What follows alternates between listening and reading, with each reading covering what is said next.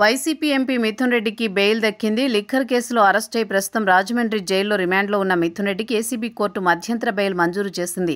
ఈ నెల 9న జరగనున్న ఉపరాష్ట్రపతి ఎన్నికల్లో ఓటు వేసేందుకు తనకు మధ్యంతర బెయిల్ ఇవ్వాలని మిథున్ పిటిషన్ దాఖలు చేశారు. దీనిపై విచారణ చేసిన న్యాయస్థానం ఆ మేరకు మధ్యంతర బెయిల్ మంజూరు చేసింది. తిరిగి నెల 11 సాయంత్రం 5 గంటలకు సరెండర్ కావాలని కోర్టు షరతు విధించింది. ఈ సాయంత్రం మిథున్ జైలు నుంచి బయటకు రానున్నారు. లిక్కర్ కేసులో అరెస్ట్ అయిన YCP MP Mithun Reddy ACB court మధ్యంతర బెయిల్ మంజూరు చేసింది.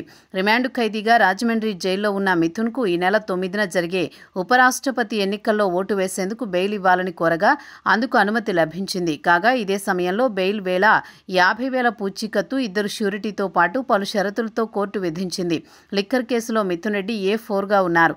సిట్ విచారణ ఎదుర్కొన్న మిథున్ను అరెస్ట్ చేసి రాజమండ్రి జైలుకు తరలించారు. కాగా మిథున్ మధ్యంతర బెయిల్, రెగ్యులర్ బెయిల్ పిటిషన్లపై విజయవాడ ఏసీబీ కోర్టులో గత బుధవారం వాదనలు జరిగాయి.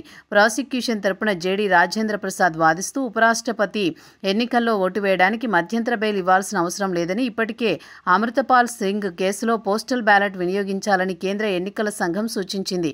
ఇదే విధానాన్ని మిథున్ రెడ్డికి వర్తింపజేయొచ్చని పేర్కొన్నారు. అయితే మధ్యంతర బెయిల్ వాదనలు ముగియడంతో తీర్పును 6వ తేదీ వెలువరిస్తామని న్యాయాధికారి పి. భాస్కర్ రావు తెలిపారు. ఈ మేరకు ఈ రోజు తీర్పు వెలువరించారు. 9వ తేదీ జరిగే ఉపరాష్ట్రపతి ఎన్నికల్లో మిథున్ తన ఓటు హక్కు వినియోగించుకోనున్నారు. ఇప్పటికే ఈ ఎన్నికల్లో ఎన్డీఏ అభ్యర్థికి వైసీపీ మద్దతు ప్రకటించింది.